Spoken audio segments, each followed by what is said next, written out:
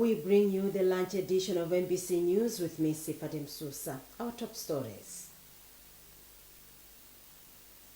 EU reaffirms support for Malawi's development projects, including in the energy sector and fight against corruption.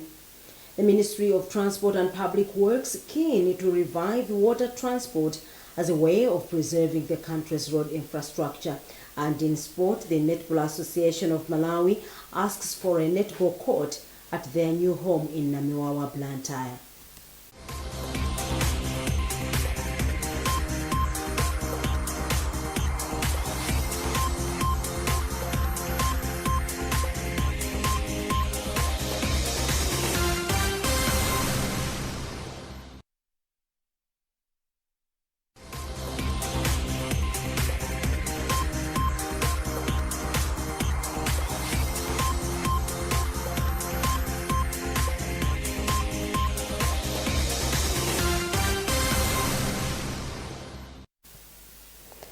Now, the Parliamentary Ad Hoc Committee investigating the plane crash that killed the former Vice President and 8 others is meeting in Lilongwe today. And joining us live on the line from Lilongwe is our reporter, Isaac Jali. Well, good afternoon, Isaac. We understand that the Ad Hoc Committee is meeting in Lilongwe and has summoned Minister of Justice Charles Mohango. Why has the committee summoned the minister?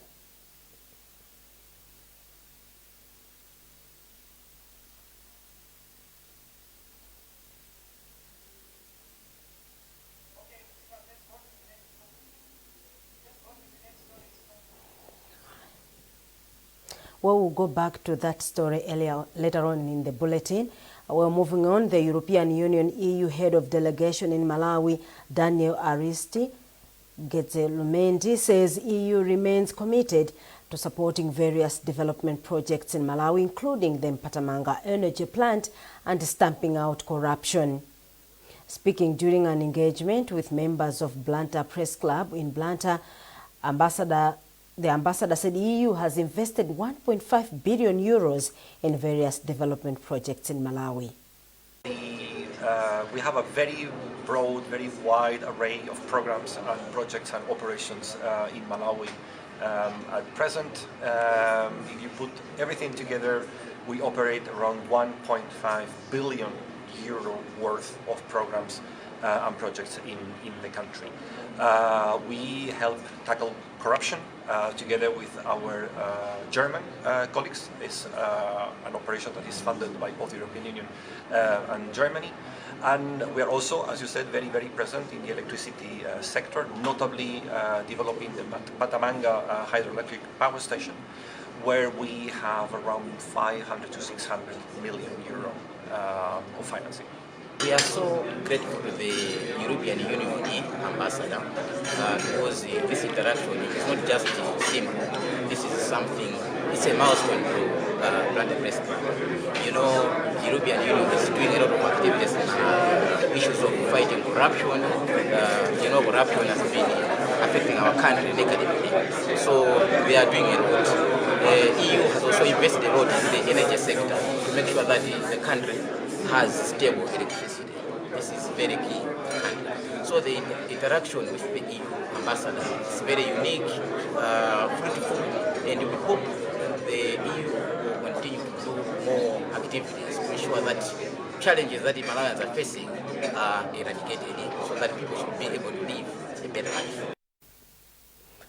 Government has expressed commitment towards addressing challenges many children in Malawi are facing. Minister of Gender, Children, Disability and Social Welfare, Mary Navicha, made the remarks at the Day of the African Child commemoration at Matete in the area of Tradition Authority Fukamapiri in Nkatabe. She said children are facing numerous challenges, including inadequate and non-functional wash services that are hindering their education. Hassan Piri reports. Day of African Child commemoration that took place in Nkarabe brought together children from various schools where they voiced out their concerns to government and non-government organizations that attended the event. The challenges they spoke about include inadequate funding towards children's welfare budget, non-functional wash services, and non-hygiene practices that hinder children from attaining quality education. Minister of Children Welfare, Merena Vicha, expressed the government commitment towards addressing the challenges, saying government will engage all stakeholders to ensure that the welfare of children is improved. So this day is a very important day because it's a powerful platform for children to speak up, for children to voice out their challenges, and we've heard them, we have listening from them, and as leaders we are going to have a roundtable discussion and map the way forward so that when next year a day like this come, we'll be able to give the responses to our children in Malawi. One of the children, Shalom Harawa, said she is delighted that government supports and participates in commemorating Day of African Child, and stated that it offers them a stage to voice of the challenges they face. Lack of enough rooms or which girls use for changing. So we don't have sanitation rooms in different schools, even in our communities. There's no one who can say in Malawi that in their community there's a changing room for girls. That's the biggest problem that children are facing. The other problem is lack of water sources. In different schools we don't have enough water sources that children can use. Speaking on behalf of all non-government organizations, Henry Machemba of NGO Coalition on Child Rights said they will continue to collaborate with government to address the challenges which children are facing. But also as NGOs and CSOs, we are calling ourselves to coordinate further with the government so that we are providing complementary services that are efficient but also effective in terms of ensuring access to water, sanitation and hygiene services in the country. Day of African Child is commemorated on June 16th every year to honor the students who were killed during the 1976 Soweto uprising in South Africa. Hassan Piri, MBC News, Nkhani.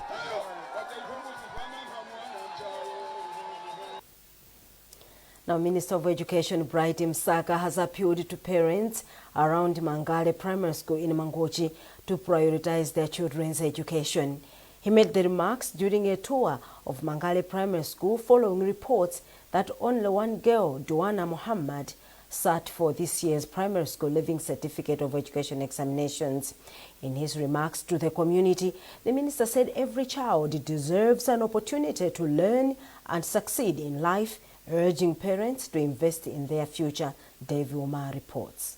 Speaking to communities around Mangale Primary School, Minister of Education Bright Msaka said while people in the country are celebrating Duana's achievement as the only girl who sat for this year's Primary School Living Certificate of Education examinations at the school, it is sad to note that parents from 7 villages surrounding the school are not encouraging their children to go to school.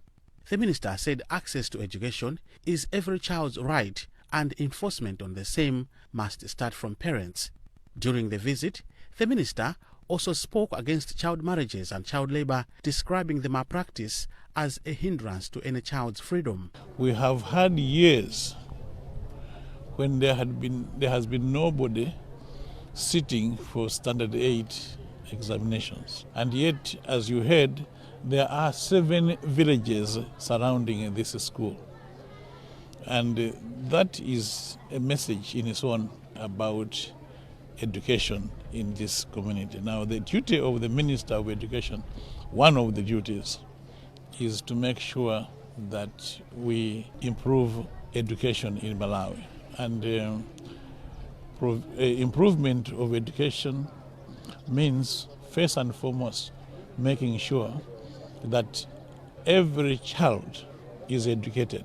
That is the policy of the government, without exception. The minister also asked traditional leaders to be in the forefront in ensuring that culture is not a hindrance to learners' education. In response, Senior Chief Jowe said he will ensure that bylaws that were instituted are strengthened. We also requested the management of this school to give us a list of those who have gone into marriages or who dropped due pregnancies or other reasons, so that we call their parents and bring them to books.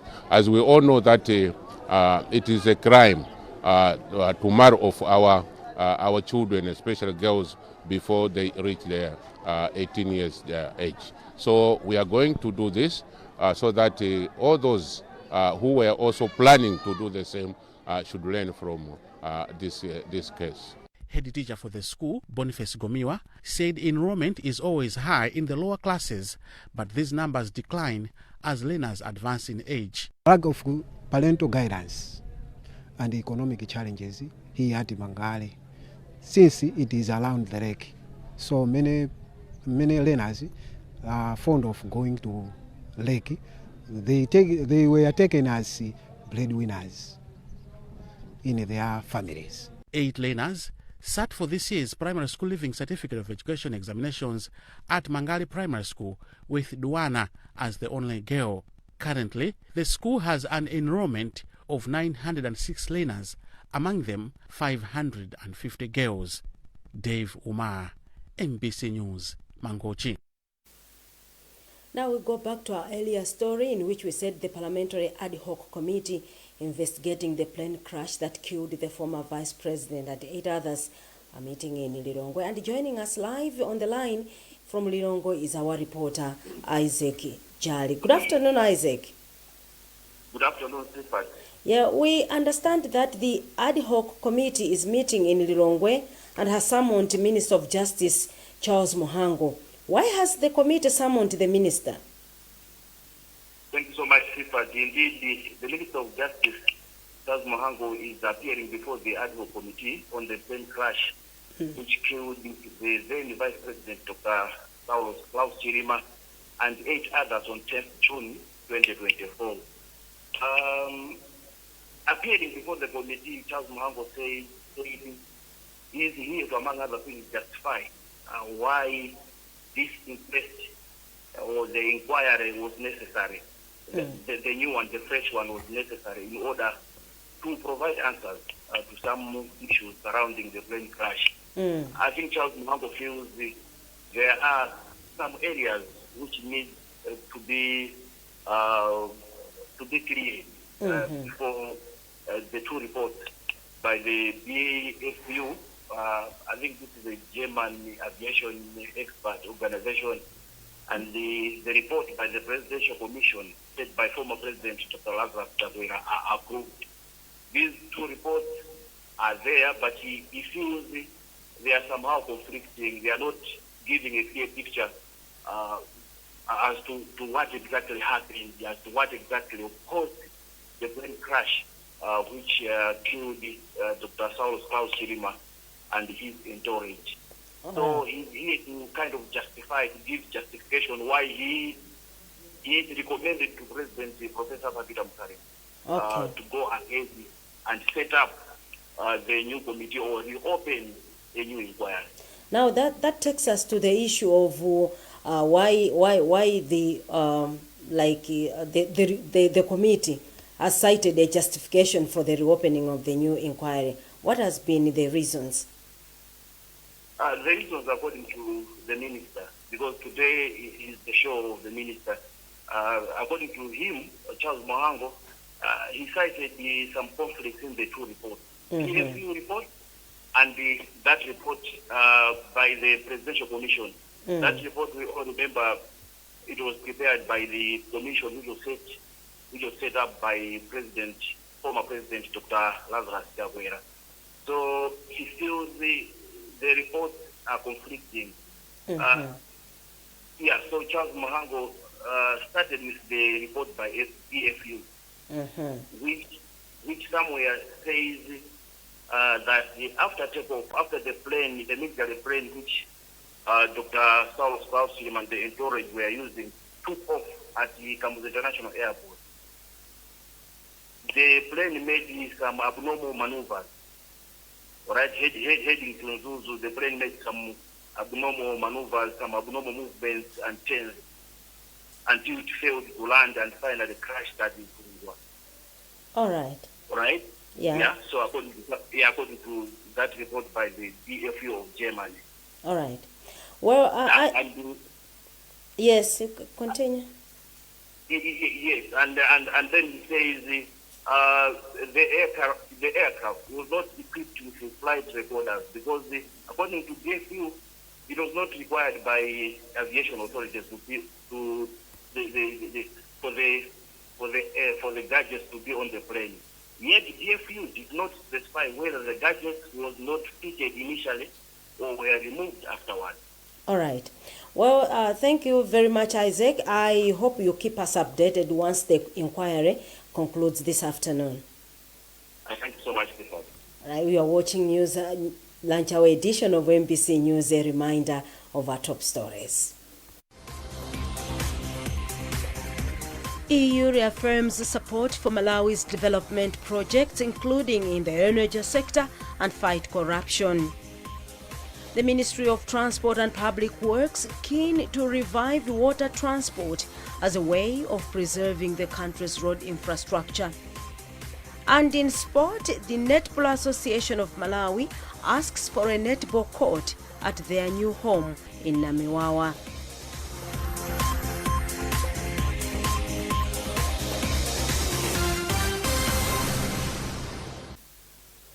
Now, Minister of Natural Resources Patricia Wiskesi disclosed that at a briefing that in Lilongwe on the closure of the National Forestry season. We have details by Austin Fukula.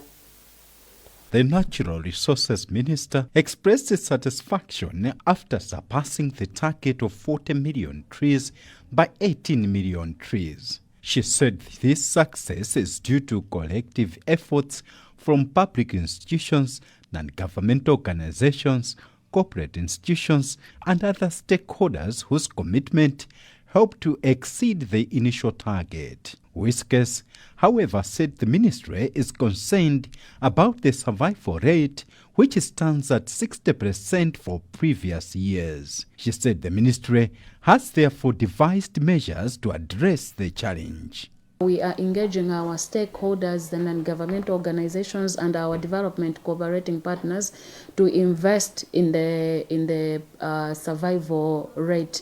So we are still talking to them, and I am happy to report that most of them have shown interest to invest in this year's initiative to ensure that these trees have survived. But with respect to the national budget, that was not budgeted for in the 2025-2026 national budget for the ministry. The official launch was held on 16th January 2026 in Palombe, aiming to plant trees nationwide. The tree planting season runs from December to April every year. Austin Fukula, MPC News, Lilongwe. The Ministry of Transport and Public Works says government is keen to revive the country's water transport system. Minister responsible, Japi Muhango, said the move will help in safeguarding the lifespan of the country's roads. He was speaking at Kisumbu Primary School ground in Uliwa Ward in Karonga during a campaign rally where he drummed up support for the Democratic Progressive Party DPP candidate Wilson Mzumara. Ludovico Nyurenda reports. Until early 90s, water transport played a significant role in the movement of goods, especially fuel, across the country. The system helped reduce wear and tear on major roads such as the M1 and lowered carbon emissions associated with road transportation. Recognizing the challenges currently facing road users due to the poor condition of some roads, government says it is committed to reviving water transport services. Speaking at Chisumbu Primary School in Uriwa Ward, Karonga, Transport Minister Japi Muhango said government will address challenges affecting road users across the country. He said 2 ships that have remained idle for many years will soon be used to transport fuel through the water transport system, thereby reducing damage to the country's roads. We realize that our roads have suffered a lot of beating because almost 90% of our goods move on the roads. And yet we've got 2 huge vessels that are lying idle in Mankebe, Mangochi. We want to start putting those vessels to use. The two vessels together can carry at one given go 1.5 million liters of fuel, probably half of our national need. One go. These are the assets that we have that have not been put to use. I have decided to go to the ministry to make sure that now going forward we must use these vessels. On the poor condition of the M1 road, Muhango said government will soon begin rehabilitate the Chiveta-Karonga road stretch. Well, the issue of roads has been a big problem. Not only feeder roads, even the main road from Chiveta going to Karonga is a huge problem. Probably next week we should be able to tender for rehabilitation works for this road, because it's now becoming a matter that every day is coming out. CSOs, traditional leaders are all complaining about the poor road of this road, the poor state of this road. And I'd like to assure people of Karonga and Malawi as a whole that the government is committed, very determined to make sure that this road is rehabilitated. Senior Chief Wasambo commended President Professor Arthur Peter Mutharika for various development projects being implemented in the area. Reports indicate that between 45 and 50 fuel tankers transport petrol and diesel into Malawi from Tanzania every day. Ludovico Nyirenda, MBC News, Karonga. 8 more buses carrying 645 Malawian nationals under the voluntary repatriation exercise are expected to arrive in the country today. According to a statement from the Ministry of Foreign Affairs and International Cooperation, the repatriated nationals are expected to enter Malawi through Mwanza border post. Thereafter, they will proceed to Kamuzu Stadium in Blantyre for screening, processing and further repatriation to their respective local destinations. Now, government has expressed optimism about fish production in the country, citing impressive progress at Kasintola Fisheries in Chikwawa. Deputy Minister of Natural Resources, Chipiriro Mpinganjira, said this during a familiarization tour of Kasintola Fisheries. Kumbukani Piri with the details. A visit to Kasintola Fisheries shows massive strides in fish production, with investors expressing huge interest to invest under a public-private partnership PPP arrangement. Speaking after a tour of a number of fish ponds, Mpinganjira said he was impressed with the scale of production, observing that fish farmers are harvesting large volumes of fish, an indication of the huge potential fish farming has in Malawi. Yes, indeed, we're here at Kasintola. We are very impressed. You know, some things you don't know they are happening, but when you come and see it is when you realize the potential that is there. But after hearing the stories from the investors, we are very impressed, we are happy, and we are looking forward to more of this. Yeah, as you have heard, or as you know, they are really supported by the fisheries department. They are helping them with fingerlings, they are helping them with land, but we've also got a commitment that we've got much more land available. So we will be supporting these ones who are here to expand, as well as to call for more investors to come in. There's a room for more, there's room to export, there's room to sell locally, and I'm happy to say that the supermarkets in town are supporting the farmers here, are supporting the investors. So we will be there as government to make it a conducive environment, and also to help out in fingerlings and also development of feed and other necessary matters to grow this area. Peka Fisheries is one of the companies that has invested in fish farming at Kasintola. The company made an initial investment of 270 million kwacha and has so far harvested 6,000 tons of fish from 3 1-hectare ponds it currently owns. We see a lot of potential. As you can see, from the initial 12,500 fish that we had, we produced 6 tons. And now we are estimating to have quadrupled that number. In this year, we should hit over 50 tons or more. Government has since pledged to ensure it creates a conducive environment for fish production to thrive, considering its potential for both local and international markets. Kumbukani Piri, MBC News, Chikwawa. The Public Appointments Committee of Parliament, PAC, has commended the Malawi Revenue Authority, MRA, for coming up with strategies that have seen the number of MRA officers that have declared their assets reach 99%, calling on other public officers to emulate the same. He made the remarks when the committee met MRA officials as well as the Office of the Director of Public Declarations. Patrick Dambula reports. According to Chairperson of the Public Appointments Committee of Parliament, PAC, Felix Njawala, they invited the Malawi Revenue Authority, MRA, because they got a report from Audipod that declaration of assets by MRA officers stood at 89%, which was a decline as compared to the period from 2022 to 2025. Njawala said during the interface, the committee noted that MRA on its own realized that there was a problem and came up with the strategies to correct the situation, which as of now bore fruits as the declaration rate has now reached 99%. Njawala, who commended the MRA, further said as a committee they will be engaging other public officers to sensitize them on provisions of the Assets Declaration Law before entering the enforcement phase. We will be engaging them. In fact, this is a sensitization process. Then we'll come with the enforcement process. But before we get to the enforcement process, we want to sensitize all the MDAs so that they know exactly what they're supposed to do. If they don't, then it will be their own problem. But we will be sensitizing each and every MDA so that we can get to 100% declaration rate.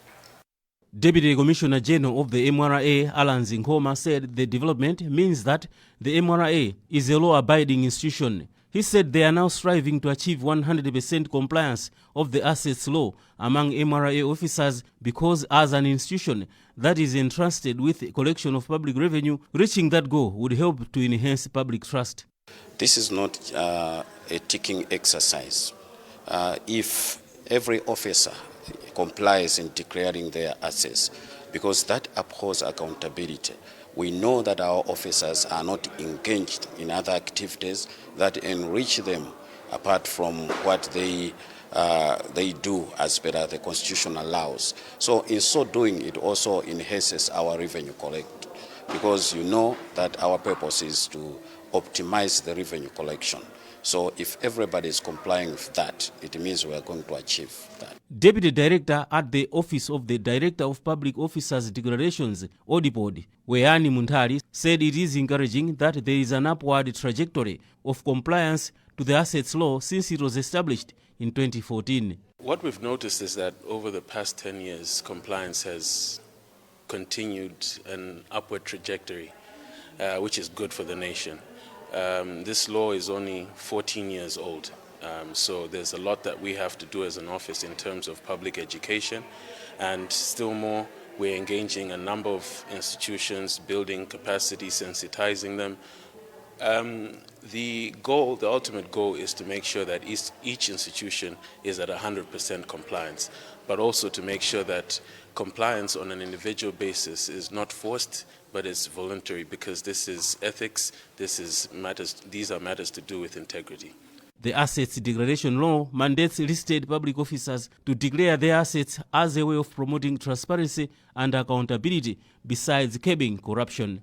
Patrick Dambula, MPC News, Lilongwe. In sports, the Netball Association of Malawi has requested the Malawi National Council of Sports to construct a netball court at its new home in Namiwawa, Blantyre. Yeah, we did request Malawi National Council of Sports to consider building a netball court, and that will bring a lot of savings in terms of fuel costs. As it is now, the team travels at least 3 to 4 times a day, going to Kuhes and back, in the morning, in the afternoon, and probably sometimes several times a day if something has been forgotten. So we need to be able to have a course at all times. If we are able to have a netball court just outside, it means that we'll be saving a lot of costs. As council, we have taken this very positively because, you know, in our strategic plan, we have a pillar which will need to ensure that whatever activities are there are achieved, like facility development, where we want to have a number of sport facilities, because you cannot grow sport when there are no facilities. Council will not just stay quiet. Definitely there is a need to have a court just close by. This will also help to minimize cost, because currently they drive long distances to where they can get the facility for them to train. So if the court is close by, definitely we are going to win, have some costs reduced. And that item concludes this edition of MBC News. A reminder of the top stories before we leave. Well, for live news updates, scan the QR code at the top right corner of your TV screen. You are with me, Sifatim Susa. Thanks for watching, and bye for now.